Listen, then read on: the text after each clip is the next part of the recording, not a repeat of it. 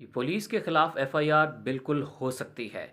ये आम शहरी को पता होना चाहिए, जिस तरह से एक आम पुलिस वाले को पता होता है कि किसी भी पुलिस की तरफ से जो ऑफिशियल होता है उसकी अगर तरफ से कोई ज़्यादती होती है तो उसके खिलाफ बिल्कुल एफआईआर हो सकती है। You can launch an application to file to get register an FIR against a police official. तो आप किसी भी पुलिस ऑफिशियल के ख़िलाफ़ जो है वो कार्रवाई के लिए दरख्वास्त दे सकते हैं, वो उसके गिरफ़्तार भी करेंगे और उसके ख़िलाफ़ एफआईआर भी दर्ज होगी। तो ये किन हालात में होती है, इसमें देखें आम शहरी जो होता है वो भी कर सकता है। ख़ातून जो होती हैं उनके पास एक स्पेशल इख्तियार है, उसके ख़िलाफ़ वो तहत जो है कानून के तहत कार्रवाई कर सकती हैं। इसके अलावा अगर पुलिस वाले आपके घर के अंदर दाखिल हो गए हैं, ये याद रखें पुलिस वाले घर के अंदर दाखिल नहीं हो सकते। अगर ऐसा हो जाता है तो आपने सिर्फ उसका रिकॉर्ड बनाना है, वो मैं आपको बता दूंगा। तो उसके मुताबिक आपने कार्रवाई करनी है और फिर उस पर पुलिस के ख़िलाफ़ एफआईआर हो जाएगी। इसके अलावा मैं आपको बता दूं कि ये जो पुलिस वाले हैं इनके अंदर जो मुहर्रर का अहदा होता है, अक्सर थानों में जाते हैं तो ये कहते हैं कि जनाब वो फ़लाँ बंदा नहीं है, ये नहीं है। देखिए मुहर्रर के ऊपर ये किसी वक्त ये नहीं कह सकते जनाब कि इस वक्त थाना मुहर्रर जो है वो थाने में नहीं है, क्योंकि इस पे कानून है कि वो जो है मुहर्रर का ओहदा 1 मिनट के लिए भी खाली नहीं रह सकता। उसके अलावा जो है मैं आपके साथ इस वीडियो में अपने वकला भाइयों के लिए थोड़ा सा कानूनी बातें भी शेयर करूंगा, और जो ख़ास तौर पे एग्ज़ाम देते जाते हैं लोग जुडिशरी के, तो उनके लिए भी ये लाजमी है कि वो उनको कुछ जजमेंट्स भी मैं आपको बताऊंगा कि किस जजमेंट्स के तहत ये जो हैं पुलिस ऑफिशल्स इनके जो हैं ऑफेंस कॉग्निजेबल हैं या नॉन कॉग्निजेबल हैं। तो इसमें सबसे पहले मैं बता रहा था कि जो किसी भी शख्स के ख़िलाफ़ अगर कोई ज़्यादती होती है तो ज़्यादती अक्सर ये होता है कि पुलिस वाले किसी भी मुलज़म को गिरफ़्तार कर लेते हैं, लेकिन गिरफ़्तार करने के बाद जो है वो बाउंड होते हैं, यानी कि कानूनी तौर पर लाज़म होता है एक पुलिस ऑफ़िसर के लिए कि अगर उसने किसी बंदे को गिरफ़्तार किया है तो उसने उस 24 घंटे के अंदर उसने अपने इलाका जुडिशल मजिस्ट्रेट जो होता है, जो कोर्ट होती है, उसके अंदर उसने उसको पेश करना होता है कि मैंने इस बंदे को गिरफ़्तार किया है। 24 घंटे से ऊपर अगर 1 घंटा भी होता है, 10 मिनट भी होते हैं, तो आप कार्रवाई कर सकते हैं, आप उनके खिलाफ एफआईआर दर्ज करवा सकते हैं।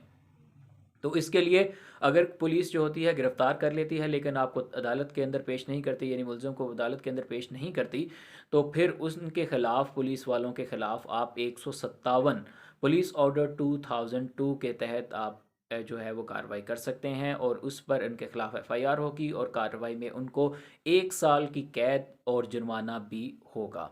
तो एक तो ये सूरत हाल है। अब मैंने दूसरी बात कही थी कि अगर किसी खातून के साथ ज़्यादती करते हैं, यानी कि पुलिस वाले इनके पास कोई इख्तियार नहीं है कि ये किसी भी खातून का बुर्का उतार दें, किसी भी खातून के जो है वो थप्पड़ मारें, या उनको ये किसी भी तरह की कुछ नाज़िबा हरकत करें। अगर किसी भी खातून के साथ ये इस तरह की ज़्यादती करते हैं तो पुलिस उस खातून के पास इख्तियार है कि वो जो ताज़ीरात पाकिस्तान है, यानी पाकिस्तान पीनल कोड 1860, उसके जो है वो दफ़ा 354 के तहत जो है उनके ख़िलाफ़ कार्रवाई कर सकती हैं, जिस पर इन पुलिस ऑफिशल्स को कैद भी होगी और जुर्माना भी इनको अदा करना पड़ेगा।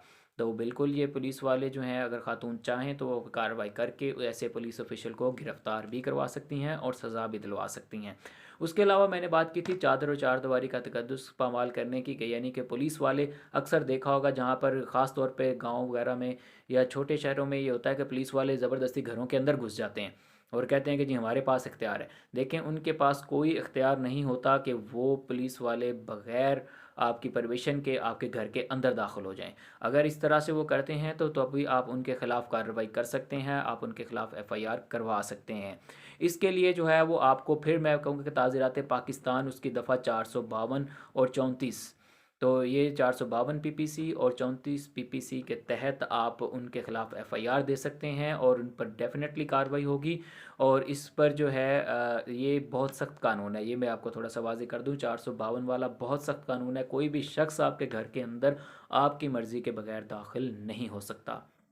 तो इस तरह से एक तो ये कि यहाँ पर भी आप कार्रवाई कर लेंगे। फिर इसी तरह से अगर पुलिस रख लेती है और गिरफ़्तारी नहीं डालती, उसने आपको वैसे ही बिठा के थाने के अंदर रखा हुआ है। अक्सर इसी तरह से होता है कि पुलिस गिरफ़्तार कर लेती है, यानी कि अरेस्ट, वो आपको नज़र आता है कि अरेस्ट हो गया। बेसिकली जो जब भी पुलिस वाले किसी को पकड़ के लेके जाते हैं तो उसका ये मतलब नहीं कि उन्होंने उसको गिरफ़्तार कर लिया है। ठीक है, गिरफ़्तारी तभी होती है जब उसके ख़िलाफ़ जो है वो एफआईआर देंगे, उसके मुताबिक पूरी कार्रवाई करेंगे ज़ाब्ते की, तो तब होता है। वैसे जो होता है जब वो थाने के अंदर लेके जाके बैठ जाते हैं तो वो तो एक तरह से उन्होंने आपको हिरासत में अपनी रखा हुआ है, लेकिन वो आपको गिरफ्तारी के अंदर वो नहीं आता। तो अगर इस तरह की गैर कानूनी हिरासत आ जाती है तो फिर आप पुलिस वालों के खिलाफ 155C पुलिस ऑर्डर 2002 के तहत कार्रवाई कर सकते हैं, और इसमें 7 दफ़ा ताज़ीरात पाकिस्तान 342 आ जाएगी, और साथ जो है वो इसमें 34 भी आ जाती है। तो ये देखें कि मैंने पहले बताया था कि गैर कानूनी हिरासत होती है तो आपने उसके तहत जो है वो कार्रवाई करनी है। तो ये मैंने कहा था कि साथ में वकला भाइयों को बताऊंगा, तो ये मैं आगे चल के इसकी बात करूंगा। लेकिन मैंने इससे पहले कहा था कि अब मुहर्रर का ओहदा जो होता है, यानी आप थाने में जाते हैं कहते हैं जी फ़लाना बंदा तो छुट्टी पे है, जी वो फ़लाना बंदा इस वक्त है नहीं। देखें, मुहर्रर का ओहदा, अगर आप थाने में जाते हैं और आपको थाना मुहर्रर कहते हैं कि जी मुहर्रर साहब इस वक्त नहीं है, देखिए मुहर्रर साहब 1 मिनट के लिए भी थाना नहीं छोड़ सकते। कोई भी थाना ऐसा नहीं है जो मुहर्रर के ओहदा जिसमें जो है वो 1 मिनट के लिए खाली हो, यानी उसमें मुहर्रर लाजमी तौर पर मौजूद होगा। तो ये जो है ये पुलिस का अपना कानून है, ये आपको किसी अदालतों ने या उनको किसी और ने नहीं, ये पुलिस का अपना एक कानून बना हुआ है जो कि पुलिस रूल्स 1934, इसके जो है वो रूल चैप्टर 22 और रूल 8 के तहत ये चीज़ लिखी गई है कि आप पुलिस थाने के अंदर मुहर्रर हर वक्त मौजूद रहेगा, 1 मिनट भी खाली नहीं कर सकते। तो दूसरी बात, उसके बाद जो अब आ जाते हैं, देखें पुलिस की जहाँ सिर्फ ज़िम्मेदारी आपका तहफ़्फ़ुज़ है, या अक्सर आपने लिखा होता है कि जनाब जो है वो पुलिस वालों ने लिखा होता है कि ये दोस्त हैं आपके। तो ये देखें, इनकी दोस्ती जो है वो इस तरह से भी होती है कि इनके ऊपर ज़िम्मेदारियाँ हैं।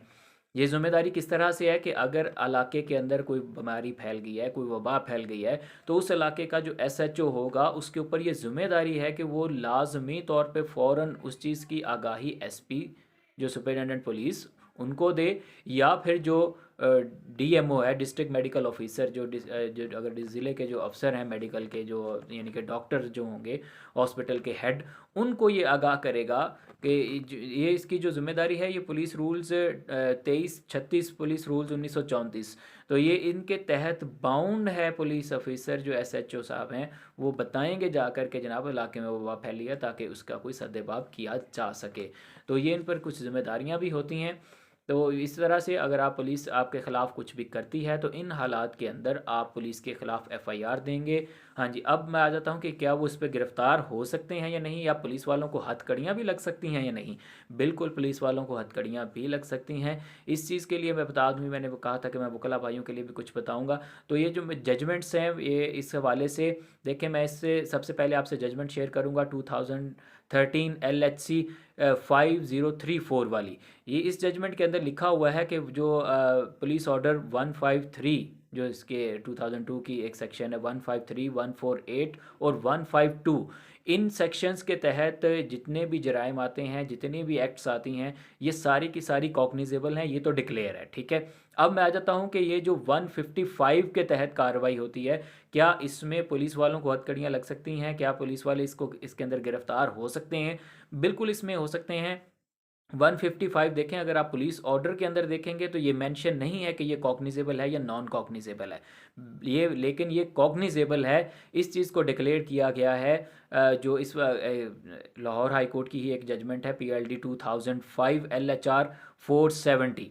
तो अगर आप इसको देखेंगे तो इस जजमेंट के अंदर क्लियरली मेंशन किया गया है कि जो 155 जो सेक्शन है पुलिस ऑर्डर 2002 का, इसके तहत जितने भी जराइम आते हैं ये सारे के सारे कॉग्निजेबल हैं, यानी कि अगर इसके अंदर कोई पुलिस ऑफिशियल पाया जाता है मुलव्वस तो उसको अरेस्ट किया जाएगा, ठीक है। तो ये जजमेंट आपने कोट करनी है जब भी, अगर आपको कभी भी ज़रूरत पड़ जाती है केसेस वगैरह में, तो आप उसको मेंशन करें कि जनाब इस जजमेंट के तहत ये बाउंड थे। और ये भी मैं आपको क्लियर कर दूं कि ये जजमेंट फुल बेंच की है, यानी कि इसके अंदर बाइंडिंग फोर्स बहुत ज़्यादा है इसके अगेंस्ट, यानी अगर आपके मुखालिफ वकील या कोई भी प्रोसिक्यूटर जो अगर आ जाते हैं और वो सिंगल बेंच की आपके सामने जजमेंट रख दें, तो आपने उससे बॉदर नहीं करना, क्योंकि ये आपके पास जो जजमेंट है ये फुल बेंच की जजमेंट है, तो इसलिए इसकी बाइंडिंग फोर्स बहुत ज़्यादा है।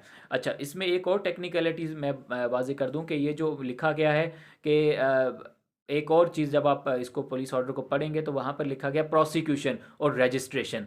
तो यानी कि प्रोसिक्यूशन के लिए जी, अगर आपने पुलिस ऑफिशियल के काम के खिलाफ कार्रवाई करनी है तो प्रोसिक्यूशन को एक एप्लीकेशन चाहिए होगी, वो अपनी कार्रवाई करेंगे। देखें, प्रोसिक्यूशन और रजिस्ट्रेशन ये दो डिफरेंट चीज़ें हैं। तो ये अगर आपने इन चीज़ों को देखना है लाजमी तौर पर कि रजिस्ट्रेशन तो एक सिंपल एप्लीकेशन देनी चाहिए, उस पर कॉग्निजेबल ऑफेंस बनता है तो 154 जो है वो सीआरपीसी के तहत उनके खिलाफ कार्रवाई होगी। तो इसमें प्रोसिक्यूशन और रजिस्ट्रेशन ये डिफरेंट चीज़ें हैं। इस चीज़ को जो भी है वो भी लाहौर हाई कोर्ट ने वाजे कर दिया है। उसके लिए फ़ैसला है 2010 LHC 1844। तो आप इस जजमेंट को वहाँ पर कोट कर सकते हैं कि देखें पुलिस ऑफिशियल के ख़िलाफ़ बिल्कुल रजिस्ट्रेशन एक सिंपल एप्लीकेशन के तहत हो सकती है। इसमें प्रोसिक्यूशन के लिए वो जो एक पूरी स्टोरी बताई गई है वो उसके ऊपर हमने नहीं जाना।